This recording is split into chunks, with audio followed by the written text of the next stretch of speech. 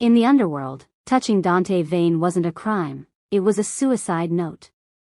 12 men died last year for just brushing his sleeve. But when the girl who cleans his floors grabbed his hand in front of the entire commission, nobody reached for their gun. They reached for their breath. Welcome to my channel, do sit back and enjoy. Don't forget to like and subscribe to my channel for more. In the glass and steel cathedral of the Vane estate, silence wasn't just a lack of noise, it was a form of worship. It was 9 a.m., the hour the gravity in the building shifted. Dante Vane walked through the marble lobby, and the air seemed to thin, sucked out of the room by the sheer weight of his presence. He didn't look at the men lining the walls, but they looked at him, their gazes fixed exactly 3 inches above his head. To look Dante Vane in the eye was an invitation to challenge him, to look at his feet was a sign of cowardice. Both were fatal. The no-touch rule was more than a protocol, it was the folklore of the underworld, a sacred barrier that kept the mortal world from the divine. Legend said that to touch Dante without permission was to forfeit your right to feel anything ever again. He moved in a 5-foot radius of absolute emptiness, a vacuum of power where the only sound was the rhythmic click of his Italian leather heels against the floor. Victor, a captain of the guard who had served the family for 15 years, stood at the entrance of the private elevator. Victor was a mountain of a man, a veteran of a dozen street wars who had survived bullets and blades. But as Dante approached, a bead of sweat tracked a slow, jagged path down Victor's temple. As the elevator doors hummed open, a sudden, sharp tremor, perhaps a sneeze held back too long or a momentary lapse in blood pressure, caused Victor to stumble. It was a fraction of an inch. A mistake of physics. His shoulder brushed against the fine cashmere of Dante's coat. The world stopped. The 30 guards in the lobby froze like statues in a museum. The sound of a distant air conditioner became a roar. Dante Vane didn't flinch. He didn't shout. He simply stopped walking. He stood there for 5 seconds, staring into the empty space ahead of him, letting the weight of the contact sink into the floorboards. "Victor," Dante said. His voice was a soft, melodic rasp that felt like a razor blade against silk. "Sir." It was a slip," Victor whispered, his face turning a ghostly shade of gray. Dante turned slowly. He didn't look angry, he looked disappointed, the way a god might look at a flawed piece of clay. He reached out, and for a terrifying moment, the room thought he would strike the man. Instead, Dante took a silver handkerchief from his pocket and draped it over the spot on his sleeve where Victor had touched him. "The seal is broken," Dante murmured, his eyes finally locking onto Victor's. "And a broken seal cannot be repaired." Dante signaled with a slight tilt of his chin. 2 younger guards, men Victor had trained himself, stepped forward. They didn't hesitate. They grabbed their captain by the arms, dragging him toward the back exits. Victor didn't fight. He knew the folklore. He had seen the empty chairs of those who had come before him. As the heavy doors closed behind the doomed guard, Dante turned back to the lobby. He adjusted his cuffs, his expression returning to a mask of cold, porcelain perfection. He stepped into the elevator, the 5-foot void following him like a shadow. The staff remained paralyzed, their breathing shallow and rhythmic. They knew now, more than ever, that Dante Vane was not a man of flesh and blood. He was an altar, and altars were not meant to be touched by human hands. But in the shadows near the service hall, a pair of dark, steady eyes watched the elevator doors close. The maid held her mop handle with a grip that was strangely relaxed. She didn't look at the floor, and she didn't look at his head. She looked at the silver handkerchief Dante had dropped, the cloth that marked his contamination. While the rest of the world trembled at the god's wrath, she simply wondered how long a god could survive without the warmth of a human pulse. To the elite who frequented the Vane estate, Alara was less than a person, she was a piece of the architecture, as silent and utilitarian as the marble pillars that propped up the ceiling. She was a ghost, a shadow that moved in the wake of violence to erase its evidence. When the mahogany floors were slick with the remnants of a disagreement, the high-ranking soldiers would avert their eyes and step over the mess, but Alara would kneel within it. She was the only one trusted to scrub the copper-scented stains from the Persian rugs, her dark hands moving with a rhythmic, detached grace that suggested she had seen the worst of humanity and found it wanting. She existed in the blind spot of power. Dante Vane would pace his study, discussing life and death conspiracies over secure lines, while she polished the silver leafing just inches away. He never lowered his voice when she entered. He never paused his cold-blooded directives when she knelt to empty his wastebasket. To him, she was a fixture, an appliance that functioned to keep his world pristine. Because he didn't view her as a human, he forgot to wear his mask in her presence. It was in this vacuum of perception that Alara saw what no one else dared to witness, the cracks in the god's porcelain skin. Late one evening, while the rest of the house slept under the heavy shroud of security, Alara was tasked with waxing the floor of the private library. Dante sat behind his desk, a glass of amber liquid untouched at his elbow. The door was locked to the world, but she had been let in because a ghost cannot betray secrets. She watched from the corner of her eye as the untouchable king of the city finally let his shoulders sag. The terrifying rigidity that had cost Victor his life earlier that day dissolved into a weary, trembling exhaustion. He didn't see her as she moved the buffer across the floor. He was staring at a small, weathered locket he had pulled from a hidden drawer. His fingers, the same fingers that signed death warrants without a tremor, were shaking so violently that the locket clattered against the desk. He let out a breath, a jagged, broken sound that was dangerously close to a sob. In that moment, the folklore of fear vanished. To the men outside the door, he was an apex predator. To Alara, watching from the shadows of the bookshelves, he was a man suffocating under the weight of his own armor. She moved closer, her footsteps swallowed by the thick carpet she had vacuumed 1,000 times. She was now within the 5-foot radius, the forbidden zone. If a guard had seen her, she would have been dead before she could blink. But Dante didn't even look up. The ghost was so invisible that even as her shadow fell across his desk, he didn't register her presence as a threat. She saw the photo inside the locket, a woman with the same high cheekbones as his, and a younger version of himself before the world had turned him into a monument of ice. She saw the moisture welling in his eyes, the absolute vulnerability of a man who had no one to hold. He was a king in a golden cage, dying for a touch that wouldn't result in a crime. Alara didn't speak. She didn't offer comfort. She simply reached out and adjusted the lamp on his desk, the light spilling over the photo, illuminating the memory he was grieving. For a fleeting second, their shadows mingled on the wall, the untouchable master and the invisible maid, two souls separated by a canyon of status but united by a silence that felt like a secret. Dante didn't look at her, but his shaking hands stilled. He closed the locket and tucked it away, the mask of the monster sliding back into place as he sensed the morning approaching. He didn't thank her, he didn't acknowledge she had seen his soul. He simply walked out of the room, leaving the ghost to clean up the salt marks his tears had left on the polished wood. The air in the grand ballroom of the Vane estate was thick with the scent of expensive lilies and the metallic tang of hidden agendas. This was the Midwinter Summit, a night where the city's most dangerous players gathered to trade favors and feign loyalty. The chandelier above pulsed with 1,000 crystals, casting a frantic, shimmering light that seemed to vibrate against the walls. For anyone else, it was a celebration. For Dante Vane, it was a gauntlet. Alara moved through the crowd like a wisp of smoke, a tray of crystal flutes balanced on one hand. To the guests, she was a blur of black fabric and silent service. From her vantage point near the periphery, she felt the atmosphere begin to warp. The music, a high-strung violin quartet, started to feel jagged, cutting through the low hum of conversation like a serrated blade. Dante stood at the center of the room, surrounded by a semicircle of 3 rival dons. To the untrained eye, he was the picture of lethal composure. But Alara saw the ghost version of the man. She saw the way his knuckles had turned the color of bleached bone as he gripped his glass. She saw the rhythmic pulsing of a vein in his temple, a drumbeat of impending disaster.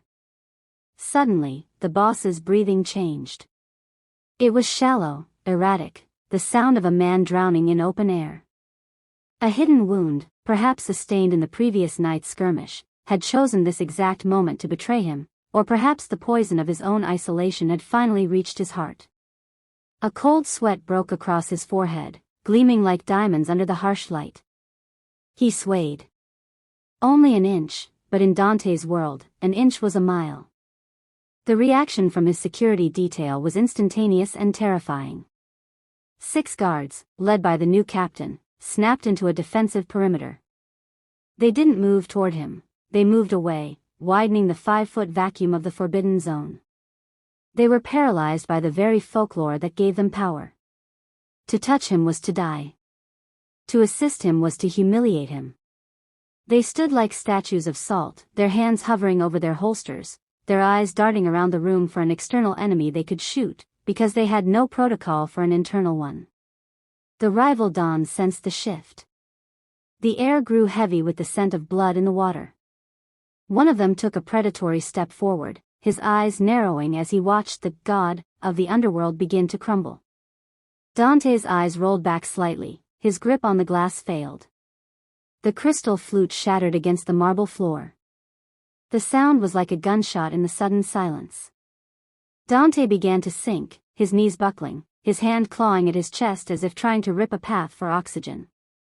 The guards remained frozen, sweat pouring down their own faces, trapped in the lethal paradox of their loyalty. They were sworn to protect his life, but forbidden from touching his body. They watched him die in the center of an empty circle. The sensory overload was absolute. The screams of the violins, the blinding flash of the crystals, the suffocating heat of 100 bodies, it all converged on the man collapsing on the floor. Then, the ghost moved. Elara dropped her tray.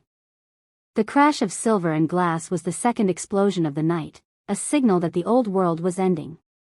She didn't run, she walked with a terrifying, steady purpose that carved a path through the elite guests. She didn't look at the guns being drawn. She didn't look at the guards who were shouting for her to get back. She stepped across the 5-foot line. She entered the vacuum.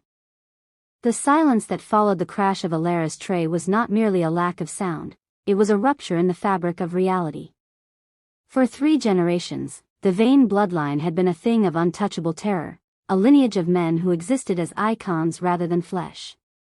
As Dante hit his knees, gasping for air that refused to enter his lungs, the world around him turned into a blurred smear of gold and shadow. He was an island, dying in the middle of a crowded sea, surrounded by men whose loyalty was so rigid it had become a death sentence. Then, the ghost arrived. Elara's shadow fell over him first, a cool reprieve from the burning glare of the chandeliers. As she stepped into the forbidden 5-foot radius, the guard's collective intake of breath sounded like the hiss of 1,000 snakes. Weapons were leveled. The captain of the guard, his face a mask of panicked duty, stepped forward to intercept her, his hand reaching for her throat to hurl her back into the darkness where she belonged. "Don't," she whispered. It wasn't a plea, it was a command that carried the weight of a forgotten throne. Her voice, low and resonant, cut through the captain's resolve like a blade through silk. He hesitated, caught in the impossible friction between the rules she was breaking and the authority she was suddenly radiating. In that heartbeat of hesitation, she was gone, slipping past the wall of suits and steel until she was kneeling in the center of the void. The room went dead silent. The violin ceased mid-note.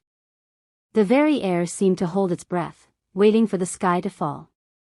Elara didn't grab his hand. She didn't reach for his pulse like a medic or hover over him like a servant. With a slow, deliberate grace, she reached out and cupped his face. Her dark fingers, stained by the work of the house but steady as a surgeon's, pressed against his stubbled jaw and the burning skin of his cheek. Her other hand landed firmly, flatly, against the center of his chest, directly over his thundering, erratic heart. The violation was absolute. To the witnesses, it was as if she had reached out and touched the sun. A collective shudder went through the room, a visceral cringe of expected violence. They waited for the snap of her neck, the flash of a blade, the explosion of his wrath. But the explosion never came. Under the weight of her palms, the frantic drumming of Dante's heart began to sync with her own. He let out a long, shuddering gasp, his eyes finally focusing, locking onto hers with a desperation that was naked and raw. The god was gone, only the man remained, anchoring himself to the only person in the room who wasn't afraid to feel his heat. She didn't pull away. Instead, she leaned in closer, her thumbs tracing the line of his cheekbones, governing the rhythm of his recovery. She was no longer cleaning his floors, she was commanding his soul back into his body. She looked down at the most feared man in the city, not with subservience, but with a terrifying, protective ownership. "Breathe," she commanded, her voice vibrating against his skin. Dante Vane, the man who had ordered the execution of his own blood for lesser slights, closed his eyes and leaned into her touch. He didn't just allow it, he surrendered to it. His forehead dropped against her shoulder, his hands clutched at the rough fabric of her uniform, and for the first time in his life, the king was not alone. The guards stood paralyzed, their guns still raised but their purpose gone. The hierarchy of the underworld had been shattered in a single, quiet moment. The maid wasn't breaking a rule, she was rewriting the law of the house. And as the silence stretched, the awe began to settle over the room like ash, the realization that the only thing more powerful than the man who couldn't be touched was the woman who had the right to hold him. The captain of the guard took a jagged step forward, the barrel of his beretta trembling as he leveled it at the back of Alara's head. In the brutal logic of the Vane estate, her life was already over. She had committed the ultimate blasphemy, and the protocol demanded a swift, public erasure. The guests turned their faces away, bracing for the wet spray of red against the white marble, the inevitable punctuation mark to a moment of madness. "Move away from him," the captain hissed, his voice cracking under the pressure of a world that was falling apart. "Move, or I'll end you where you kneel." Alara didn't flinch. She didn't even acknowledge the steel pressed toward her skull. Her focus remained entirely on the man beneath her hands, her thumbs continuing their slow, grounding sweep across his temples. She felt the fire in his skin begin to cool, the frantic, jagged edges of his pulse smoothing into a rhythmic thrum. She was the only one who felt the exact moment the monster dissolved, replaced by a hollowed-out soul seeking shelter. Then, the reaction came. But it was wrong. Dante Vane didn't roar in fury. He didn't reach up to snap her wrists or shove her into the shattered glass. Instead, his entire body underwent a radical softening. The terrifying tension that had defined his silhouette for a decade simply evaporated. His head dropped, his forehead coming to rest against the hollow of her neck, and he let out a long, ragged exhale that sounded less like a breath and more like an exorcism. He closed his eyes, his lashes fluttering against her skin. To the onlookers, it was a sight of pure cognitive dissonance. The great predator was leaning into the touch of a servant. He was nuzzling into the hand of a girl who, 5 minutes ago, had been invisible. "Sir," the captain stammered, his finger tightening on the trigger, his mind unable to process the subversion of his reality. "Sir, shall I remove her?" Dante's hand, the one everyone expected to be a fist, rose slowly. He didn't wave for an execution. He didn't reach for his own weapon. He reached out and grasped Alara's forearm, his fingers digging into her sleeve with a primal, desperate strength. He wasn't pushing her away, he was anchoring himself to her, terrified that if he let go, the darkness would swallow him whole again. He wasn't angry. He was relieved. The mask of the untouchable god had been discarded, revealing a man who had been starving for the very thing he had forbidden. The silence in the ballroom shifted from a state of shock to a state of profound, uncomfortable intimacy. The rival dons watched with narrowing eyes, realizing that they weren't witnessing a lapse in security, but a revelation of a hidden architecture. Dante wasn't a king who had been insulted, he was a drowning man who had finally found a shore. "Stay," Dante whispered. The word was so low it was almost lost to the wind, but it carried the force of a tectonic shift. He tilted his head back, his eyes opening to meet Alara's. There was no ice in them, no promise of death. There was only a haunting, silent recognition, a look that suggested he had been waiting for this touch since the day he had built his first wall. The room, the guards, the power, and the blood, it all fell away, leaving only the two of them in the center of the void. The ghost had finally been seen, and in seeing her, the boss had finally allowed himself to be found. As he stood up, leaning heavily on her shoulder, he didn't look at his men. He didn't look at his enemies. He kept his gaze fixed on the girl in the stained uniform, his hands still locked around her wrist as if she were the only thing keeping him on this earth. The transition from the chaos of the ballroom to the suffocating stillness of Dante's private study was like stepping from a riot into a tomb. The heavy oak doors swung shut, cutting off the panicked whispers of the elite and the bewildered stares of the guards. For the first time, the vacuum was literal. No security, no lieutenants, no witnesses. Just the king and the ghost. Dante didn't move toward his desk or his drink. He remained standing by the hearth, the firelight licking at the sharp planes of his face, making him look like an ancient statue being reclaimed by the flame. He was still trembling, a fine, vibrating tremor that traveled from his shoulders down to his fingertips. He looked at the hand she had used to touch him, staring at it as if it were a foreign object that had breached his atmosphere. Elara stood by the door, her posture shifting. The submissive curve of her spine, the practiced invisibility of a maid, was gone. She stood with her chin level, her dark eyes reflecting the fire with a steady, unnerving heat. She didn't wait for him to speak. She didn't wait for permission to exist in his space. "The guards will want your head for this," Dante said, his voice a low, gravelly rasp. He turned to face her, his eyes searching hers for a fear that wasn't there. "They think you've cursed me. They think you've seen the god bleed, and for that, they believe you have to be erased. They think what you taught them to think, Dante," she replied. The use of his first name was a second violation, a thunderclap in the small room.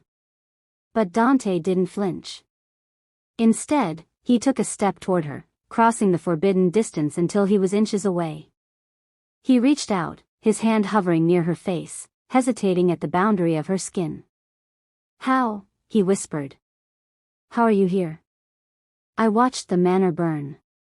I watched the shadows swallow everything of that life." Elara reached into the collar of her uniform and pulled out a thin, tarnished silver chain. Hanging from it was a small, scorched pulse watch, the kind given to children of the inner circle so their guardians could track their heartbeats. It was silent now, its internal gears fused by heat long ago, but the crest on the back was unmistakable. It was the mark of the house that had existed before the veins, the house that Dante had been sworn to protect with his life before he had been forced to burn it to the ground to survive. "You didn't look back, Dante," she said, her voice dropping to a haunting, intimate depth. "If you had, you would have seen me standing in the ash. I've been cleaning your floors for 3 years. I've been washing the blood of your enemies off these walls, waiting for the day your heart finally remembered how to fail." Dante's breath hitched. He reached out, his fingers finally brushing the line of her jaw, a mirror of the touch from the ballroom. This time, the touch wasn't a rescue, it was a recognition. The ghost wasn't a stranger. She was the living ghost of his greatest failure, the girl he had been told died in the purge he had survived. "It's been 15 years, hasn't it?" he murmured, his thumb tracing the scar he now realized was hidden beneath her hairline. The pulse theory wasn't about biology, it was about history. He hadn't let her touch him because he was weak. He had let her touch him because her rhythm was the only one his soul recognized.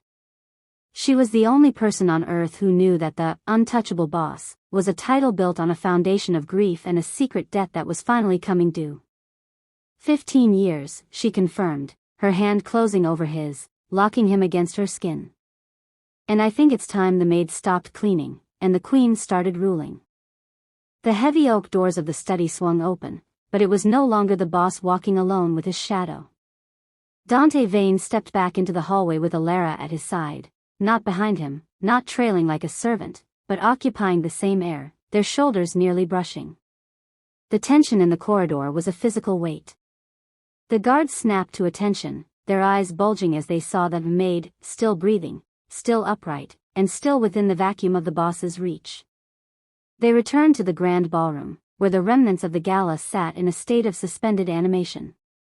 The music had stopped, but the vultures remained. At the center of the room stood Lady Moretti, a woman whose jewelry cost more than the neighborhood Alara was supposed to have come from.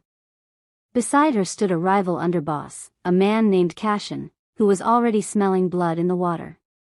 As Dante and Alara approached, Moretti didn't step back.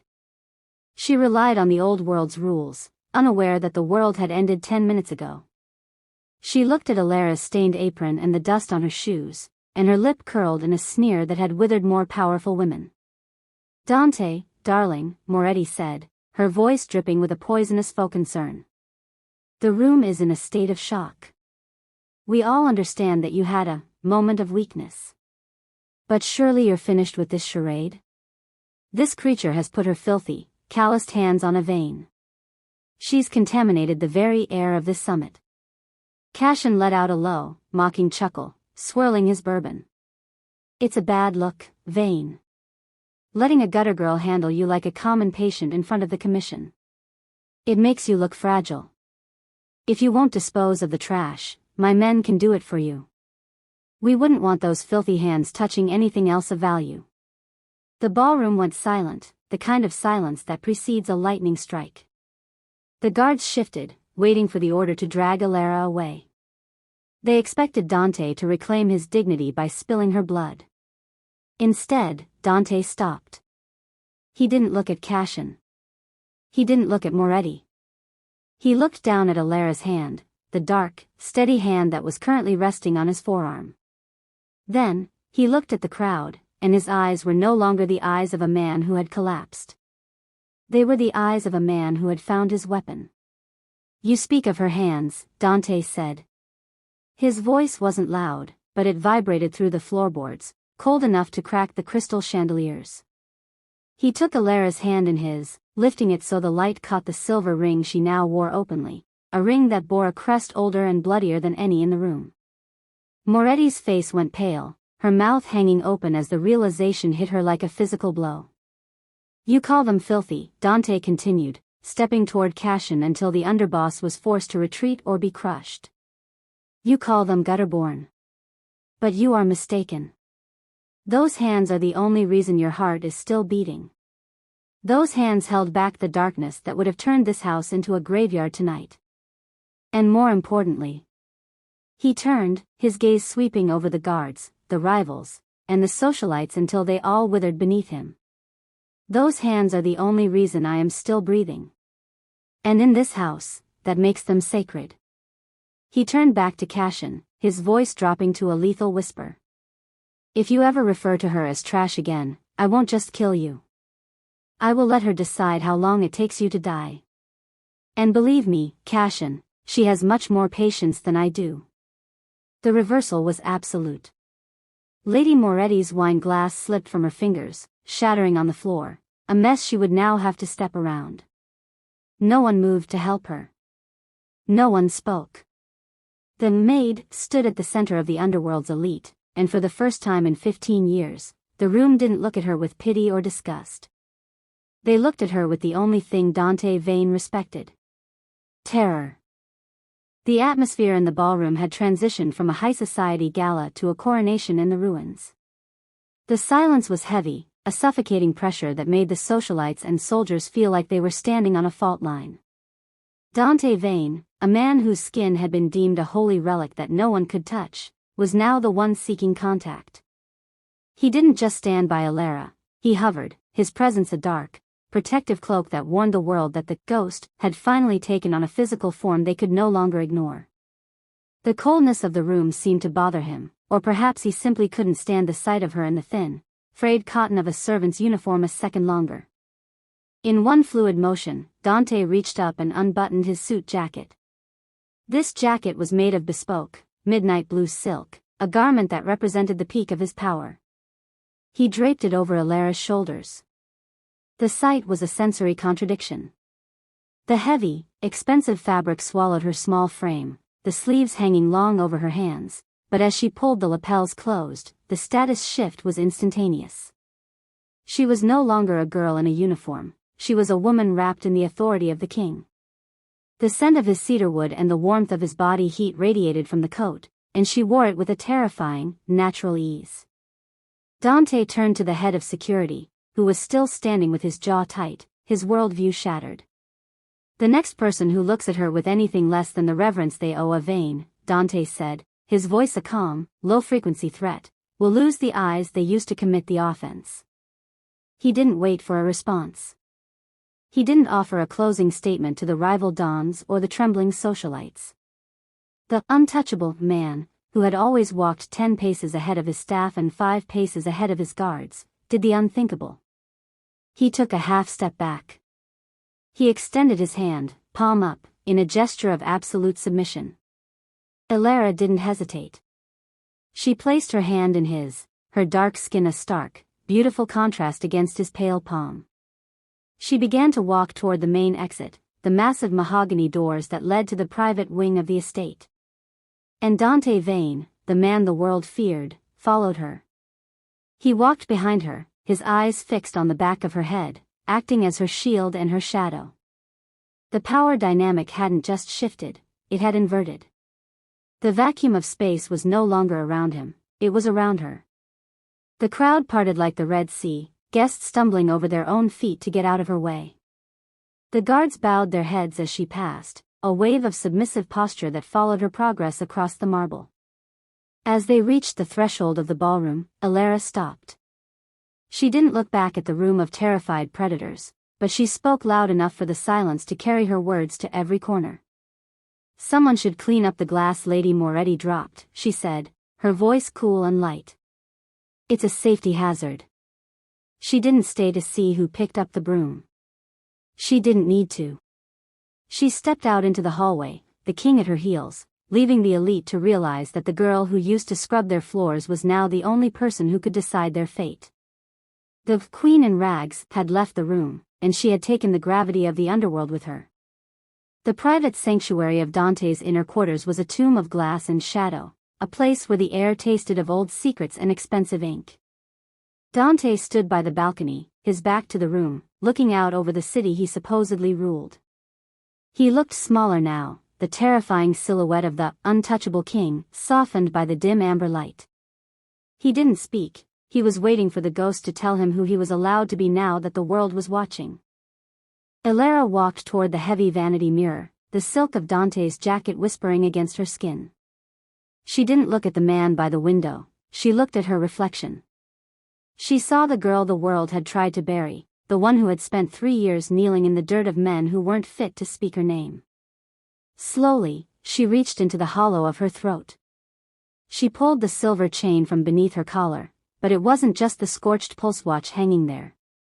Tucked behind it, hidden against her heart for 15 years, was a heavy, blackened signet ring. As she pulled it into the light, the crest became visible, a lion entwined with a serpent, the ancient mark of the Al-Sadiq family. This wasn't just jewelry, it was a deed.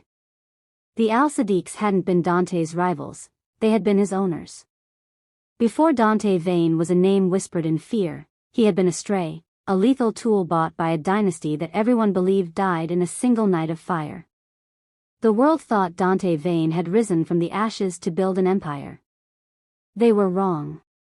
He had spent a decade pretending to be a god so that no one would see the brand on his soul. He didn't move toward her. He couldn't. The no-touch rule hadn't been born from his pride, it was born from his status as a marked man. He belonged to a ghost. Elara ran her thumb over the crest, her dark eyes cold and ancient. She looked at Dante's reflection, the man she had rescued, the man she governed, the man she had just publicly reclaimed. The power imbalance the guests had witnessed in the ballroom was a lie. It wasn't a maid rising to meet a king, it was a master reminding her most valuable asset that his lease on life had finally expired. She leaned closer to the glass, her breath fogging the surface, her voice a low vibration that seemed to pull the oxygen from the room. "They think I broke the rules because I loved you," she whispered. "They think I'm a servant who got lucky." She tucked the ring back beneath the silk of his jacket, her predatory smile widening. "But I didn't touch him because I'm his maid. I touched him because I'm the only one who knows he's still my property." The screen suddenly glitches, the colors inverting as a sharp, metallic sound echoes, the sound of a vault locking shut. The rain has just begun. The greatest trick the queen ever pulled was convincing the world she was just a maid. Most people missed the clue in earlier on. Did you see the moment he surrendered? Tap the plus and subscribe to see the next story where the underdog holds all the cards. This was never a romance. It was a repossession.